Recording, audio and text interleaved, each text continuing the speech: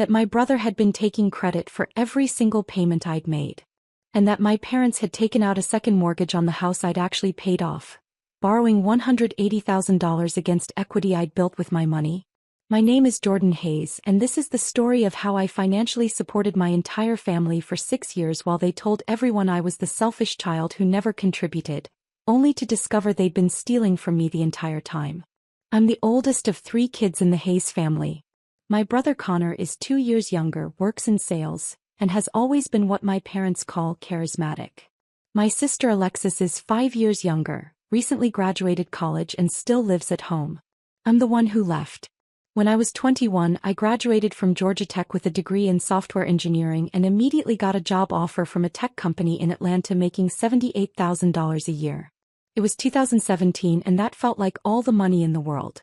My parents were proud, for about 10 minutes. Then my father started talking about how I should help the family now that you're making good money. Dad, I'm barely getting started. I need to pay off student loans and build savings.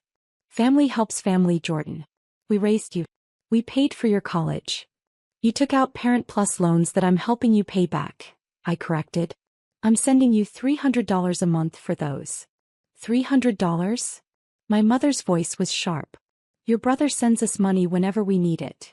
Connor was making maybe $35,000 as a junior sales associate at the time. If he was sending them money, it wasn't much or often. But Connor had always been the favorite. The social one, the funny one, the one who called home 3 times a week. I called once a week and apparently that wasn't enough. The real demands started when I was 23. I'd gotten a promotion and was making $112,000. I'd been smart with my money, paid off my student loans, built a 6-month emergency fund, started investing in my 401k at the maximum contribution. My parents' house in Marietta was old, needed constant repairs, and they were struggling with the mortgage. Dad had been laid off from his manufacturing job 2 years earlier and was working retail management, making half what he used to. Mom was a part-time administrative assistant.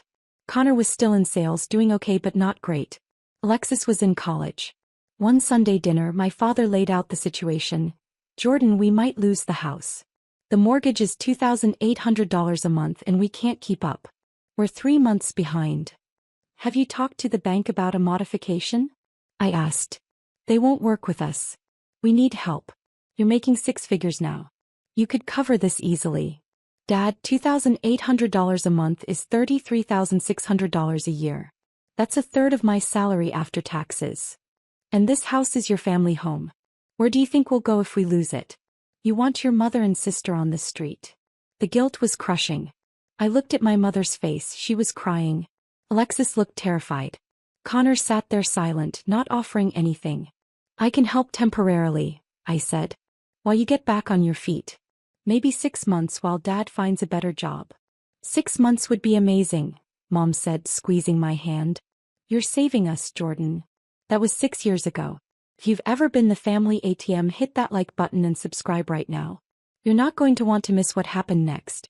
The temporary help became permanent so gradually I didn't notice until I was trapped.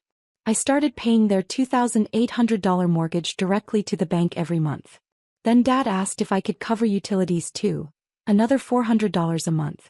Then there was the car insurance. Then the property taxes. Then Mom's dental work. Then Connor's security deposit when he moved into a new apartment. Every request came with the same line, we'll pay you back when things get better. Things never got better. My father found another job but it paid even less. My mother's hours got cut. Connor changed sales jobs 3 times, always claiming the new one would be the breakthrough. Alexis graduated but moved back home instead of finding her own place. By the time I was 25, I was sending my parents $3,600 per month on average. That was $43,200 per year. Over 2 years I'd sent them $86,400. But I was also thriving at work. At 26 I was promoted to senior software engineer. At 27 I made lead engineer. At 28 I became engineering manager with a team of 12 developers. My salary grew to $185,000 base plus bonuses. I was also doing something my family knew nothing about. I was building a software product on the side. A project management tool specifically designed for construction companies, something I'd identified as a gap in the market. I worked nights and weekends, taught myself new frameworks, hired a designer with my own money. At 29 I launched it. Within 8 months I had 43 paying corporate clients. Within 18 months, the company was doing $2.8 million in annual recurring revenue. I hired a small team, incorporated properly, and started taking a salary from my own company on top of my day job. By 30, I was making $185,000 from my engineering job and another $145,000 from my software company. Total income, $330,000 per year. My family thought I was still just a regular software engineer making maybe $120,000. I never corrected them. Why? Because every time my income came up, it was followed by requests for money. Jordan, since you got that promotion, could you cover Connor's car payment for a few months? He's between jobs. Jordan, we need a new roof. It's $18,000. Can you handle that? Jordan, Alexis needs a laptop for job applications. Just $1,200. I said yes every time. Because they were my family and family helps family, right? Over 6 years I paid $201,600 directly to their mortgage. 72 months times $2,800. $28,800 in utilities. 72 months times $400. $38,000 for mom's emergency surgery when she needed her gallbladder removed. $18,000 for the roof. $7,200 for property taxes, 3 years. $12,400 for various car repairs, insurance and Connor's security deposits. $8,500 for Alexis's laptop, interview clothes and job search expenses. Total $314,500 over 6 years. I tracked every penny in a spreadsheet I kept meticulously updated. Every bank transfer, every Venmo payment, every wire. I told myself it was just good record keeping. Really, some part of me knew I'd need proof eventually. What I didn't know was that my parents were telling everyone, extended family, neighbors, their friends, that Connor was the one helping them. That Connor had stepped up and was taking care of the family, while I'd moved to Atlanta and forgot where I came from. I found this out at my cousin Rachel's wedding 2 years ago. An uncle pulled me aside. Jordan, I know you and Connor have had your differences, but I have to say, I'm impressed with how he's supported your parents. Your dad told me Connor's been covering the mortgage for years. That's real character. I stared at him. Connor's been covering the mortgage? That's what Robert said. Said Connor sends them nearly $3,000 a month. Meanwhile, you're off making tech money and not helping out. He said it with a tone that made it clear he thought less of me. I smiled tightly. Interesting. I hadn't heard that. When I confronted my father about it later, he was defensive. What does it matter who gets credit? The important thing is the house is being taken care of. It matters because I'm the one actually paying for it, Dad. I've sent you over $200,000 at this point. And Connor helps too. He sends money when he can. He's doing his best with less income. That's more impressive than you just writing checks because you have money to spare. That's when I realized, they didn't see what I was doing as sacrifice. They saw it as obligation. I made good money, so helping them wasn't generous, it was expected. Connor made less money, so any help from him was heroic. I stopped arguing. But I didn't stop paying. Because every time I thought about cutting them off, my mother would call crying about another crisis, another expense, another disaster waiting to happen. This year's Christmas dinner was at my parents' house, the house I'd been paying for. I drove up from Atlanta on Christmas Eve, bringing expensive gifts for everyone and a $1,200 bourbon for my father that he'd mentioned wanting. The house looked good. They'd renovated the kitchen 6 months earlier. New cabinets, granite countertops, stainless appliances. My father had mentioned it cost $47,000. I'd assumed they'd taken out a loan or used credit cards. Connor was already there with his fiancée Hannah. Alexis was setting the table. Everything seemed normal until dinner started. My father stood to give a toast. I want to thank everyone for being here. This has been a hard year, but we made it through. Connor, thank you for your continued support. You've kept this family afloat. Connor nodded humbly. Just doing what family does, Dad. I set down my wine glass carefully. Connor's been keeping the family afloat? He's been very generous, my mother said quickly. We know you help too, Jordan, but Connor. Connor what? What exactly has Connor been doing? My father's face hardened. He sends us money every month. He helped with your mother's surgery. He contributed to the kitchen renovation. He's present in our lives not just financially but emotionally. Something in me snapped. Maybe it was 6 years of resentment. Maybe it was the casual erasure of $314,500 worth of support. Maybe it was watching Connor sit there accepting credit for my sacrifice. You never helped this family, my father suddenly shouted, his face red. We've paid this house off ourselves. You send a little money here and there and act like you're some kind of hero, but we've done the real work. Connor's done the real work. The room went silent. Alexis looked at her plate. Hannah looked uncomfortable. Connor looked smug. I opened my laptop bag and pulled out my computer. You've paid the house off yourselves? That's right, Dad said. We made the last payment in October. Fully paid off after 28 years. I opened my laptop. Pulled up my bank records. 6 years of statements, all organized and categorized. Dad, I've made 72 payments of $2,800 directly to your mortgage company. That's $201,600. I've sent another $28,800 for utilities. Here's the $38,000 wire transfer for Mom's gallbladder surgery, March 2021. Here's $18,000 for the roof, June 2020. Should I continue? I turned the laptop around so everyone could see. 6 years of monthly transfers, all clearly labeled, Hayes mortgage payment, Hayes utilities, Hayes property tax. My mother's face went white. My father's mouth opened and closed without sound. You paid off this house with my money, I said quietly. I've sent you $314,500 over 6 years. And you just told the entire family that Connor did it and I never help. Jordan, let me explain. My father started. What's there to explain? I have 6 years of bank statements. Connor, how much have you actually sent them? Connor's face was red. I help when I can. I sent them $500 last month for $500 one time versus my $3,000 per month. Got it. And somehow you're the hero. That's when my phone rang. I'd been expecting this call. I answered on speaker. Ms. Hayes? This is Patricia Kim from Detailed Financial Forensics. I have the report you requested ready for review. My father's eyes widened. What report? I hired a forensic accountant 2 weeks ago, I said calmly. I wanted a full audit of what I've sent you versus what you've told me you've used it for. Ms. Kim, can you give my family the summary?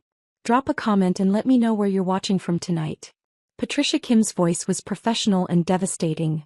Of course, Ms. Hayes. I've completed a comprehensive analysis of 6 years of financial transactions between Jordan Hayes and Robert and Patricia Hayes. Here are the findings. She paused and I could hear papers rustling. Total funds transferred from Jordan Hayes to her parents. $314,500 over 72 months. Primary expenses claimed.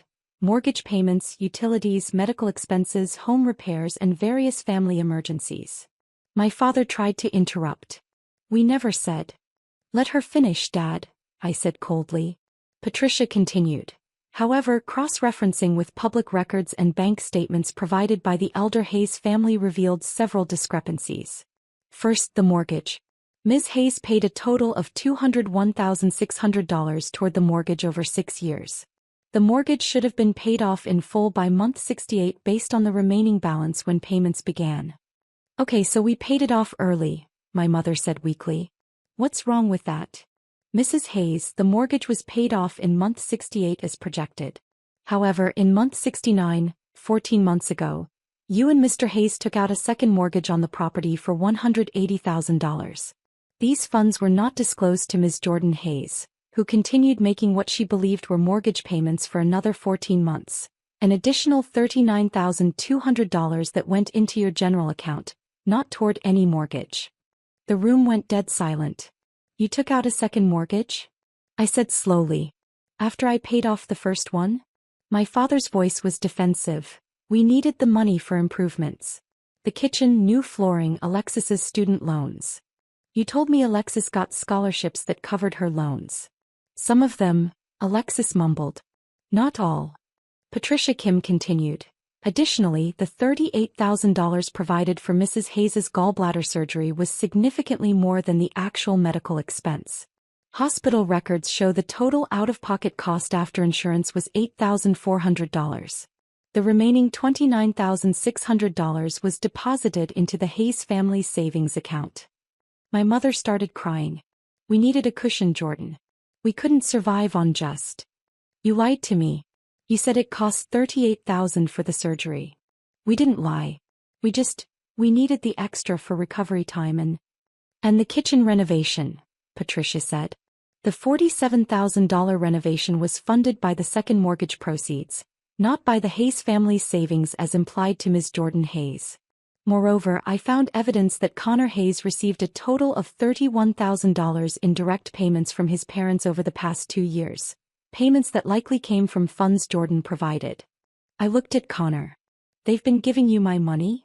I didn't know where it came from. Connor protested.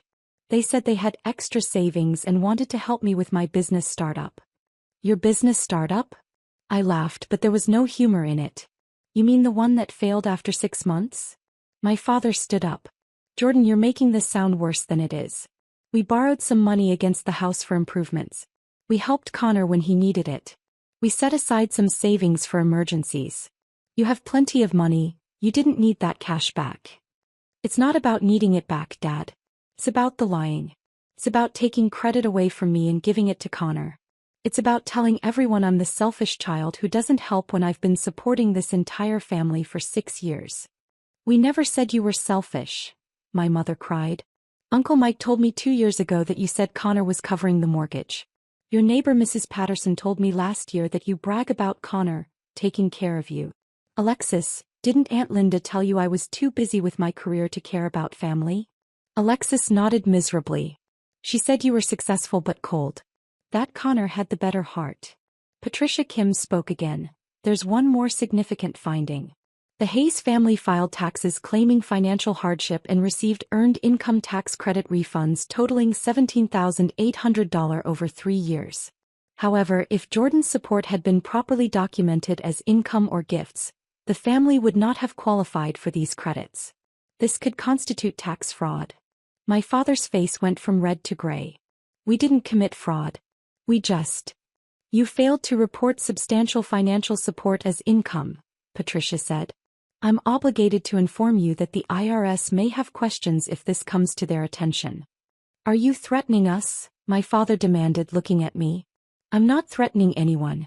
I'm simply getting the truth on record. Patricia, can you send the full report to everyone's email? Already sent to the addresses you provided, Ms. Hayes. I closed my laptop. Here's what's going to happen. I'm done paying for anything. No more mortgage. Sorry, second mortgage payments. No more utilities. No more emergencies. You're financially on your own from this moment forward. Jordan, please. My mother started. I'm not finished. Second, you're going to tell everyone. Uncle Mike, Aunt Linda, Mrs. Patterson, everyone you've been lying to, the truth. That I paid off your house. That I've supported you for 6 years. That Connor has sent you maybe $5,000 total while taking credit for hundreds of thousands I provided. That's humiliating, Connor protested. Good. You humiliated me for 2 years by taking credit for my money. Now you get to feel what that's like. My father slammed his hand on the table. You can't dictate what we tell people. I can't, but I can show them. I'm going to send the forensic accounting report to the whole family. They can draw their own conclusions. That's private information, my mother shrieked. It's my information about my money that I sent. I can share it with whoever I want. Hannah, Connor's fiancée, spoke for the first time. Connor, is this true? You've been taking credit for money your sister sent. I didn't know she was sending so much. I thought we were both helping. But you knew you weren't sending $3,000 a month. You knew you weren't paying their mortgage.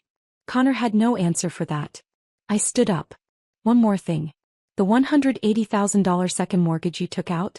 That equity you borrowed against? I built that. My payments for 6 years created that equity. You took out a loan against value I created and didn't tell me. That's theft. We'll pay you back, my father said desperately. We'll work out a payment plan. With what money, Dad? You couldn't afford the first mortgage.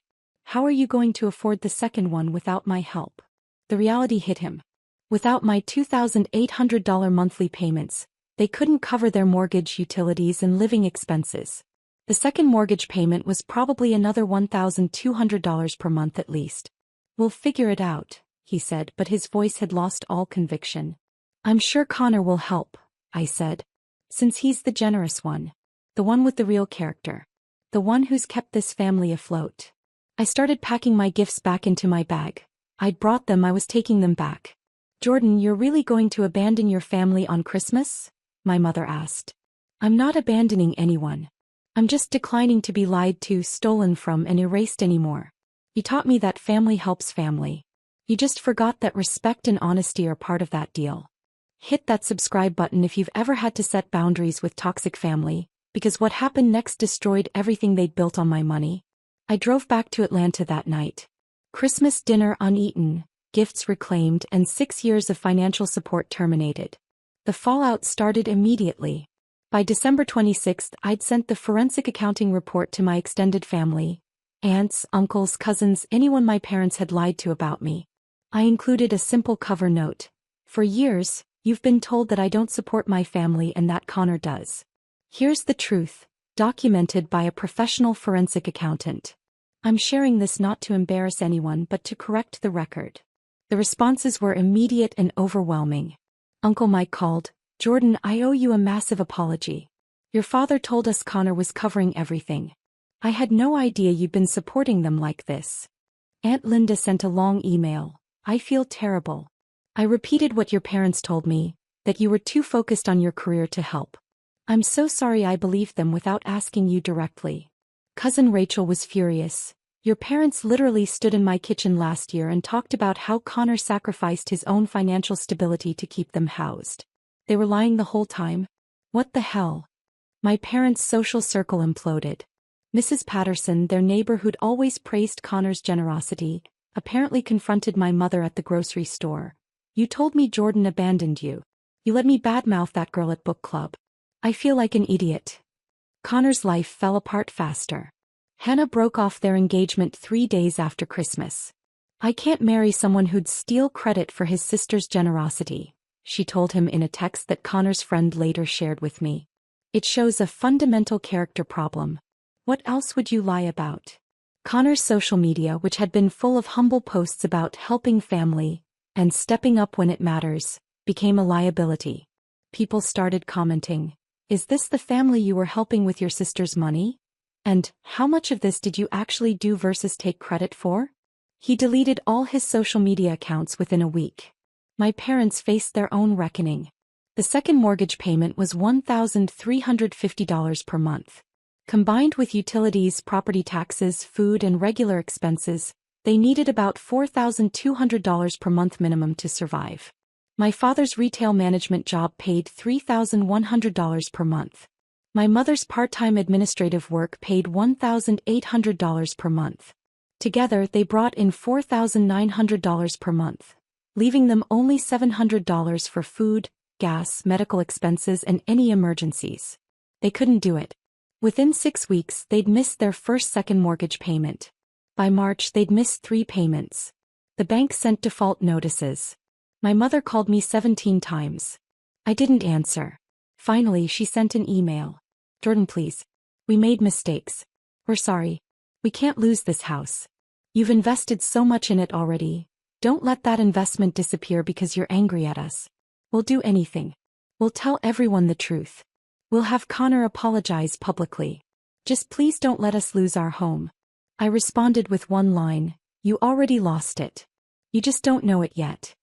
The house went into foreclosure proceedings in May. My parents hired a lawyer. They couldn't afford to fight it. The lawyer told them the truth. They'd taken out a loan they couldn't repay. The bank had every right to foreclose. Connor tried to help, actually tried this time. He sent them $2,000 from his own savings. It wasn't nearly enough. He couldn't sustain even that level of support. Alexis got a job and started contributing $600 a month for rent and groceries.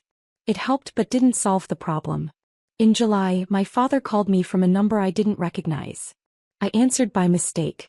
"Jordan, please. I'm begging you. We'll lose the house in 45 days if we don't catch up the payments. That's $6,700. I know I don't deserve to ask, but I'm asking anyway. Please. Dad, I sent you $314,500 over 6 years. You told everyone Connor did it. You borrowed $180,000 against equity I built and didn't tell me. You lied to the IRS about financial hardship while I was sending you enough money to disqualify you from tax credits. You stole from me for years. And now you want more. I know I was wrong. But this is your mother's home. This is where you grew up. This is a house you treated as an ATM just like you treated me. You want to know what I learned from watching this happen?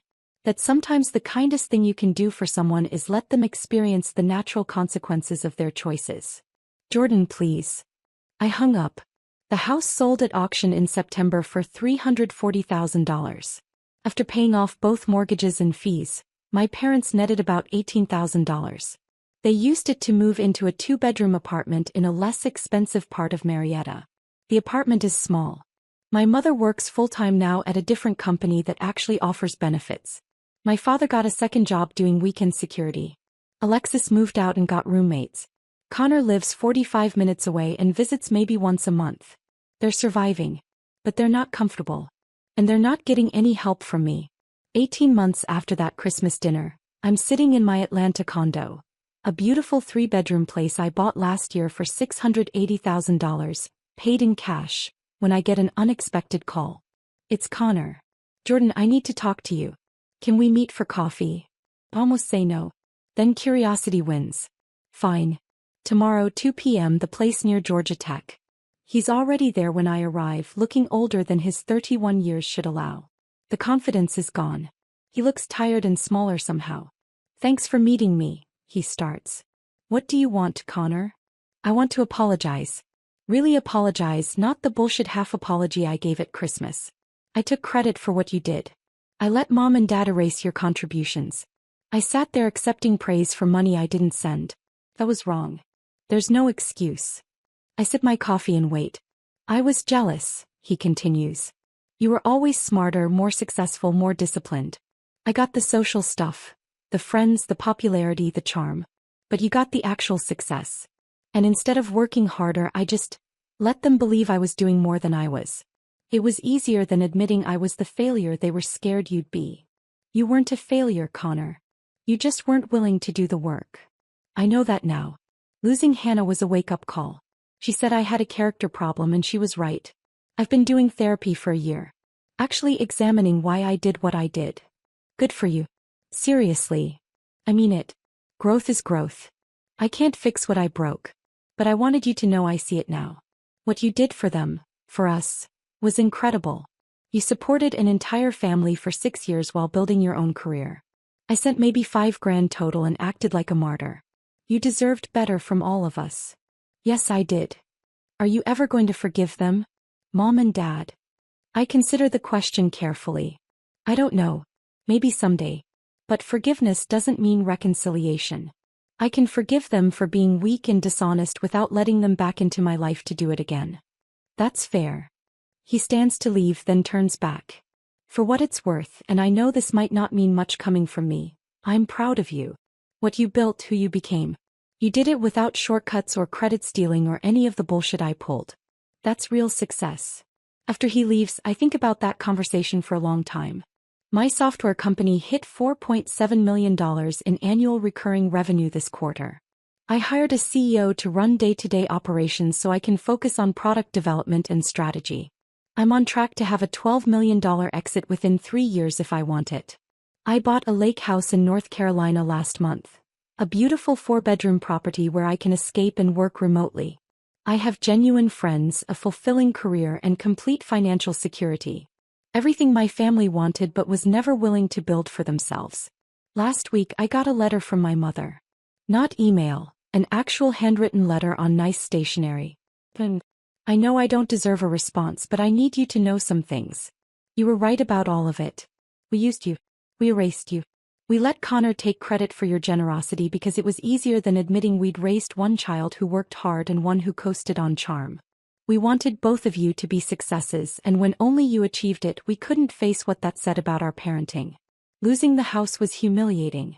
But it was also clarifying. We'd had to learn how to live within our means, how to actually work as a team, how to solve problems without expecting you to fix everything. We should have learned these lessons 30 years ago. I'm not asking for forgiveness or reconciliation. I'm just asking that you know, I see you now. I see what you sacrificed, what you built, who you became despite us rather than because of us. I'm proud of you. I should have said that every day for the past 6 years. I'm sorry I didn't. I'm sorry for all of it. I hope you're happy. You've earned happiness more than anyone I know. I read that letter 3 times. Then I put it in a box with other letters I've received over the past year. Apologies, explanations, requests to talk. I'm not ready to respond. Maybe I never will be. But I've kept the letters, which is something. My therapist says that healing doesn't require reconciliation. You can process hurt, set boundaries, and build a beautiful life without ever letting the people who hurt you back into it. Some relationships can't be salvaged, and that's okay. I've built a chosen family. Friends who celebrate my success without resentment, colleagues who respect my work without trying to diminish it, mentors who've invested in my growth without expecting repayment. That's the real story. Not the family that took advantage of my generosity, but the life I built despite their betrayal. If you've ever had to walk away to save yourself, tell me your story in the comments. What would you have done? Does any of this feel familiar? And if you've ever been the family ATM, expected to give everything and grateful for nothing, hit that like button because you're not alone. Paper beats promises every single time. I have 6 years of bank statements proving I kept mine. They have 6 years of lies proving they broke theirs. I'm the one who gets to decide what happens next. Not them. Not anymore. You're not alone. You never were.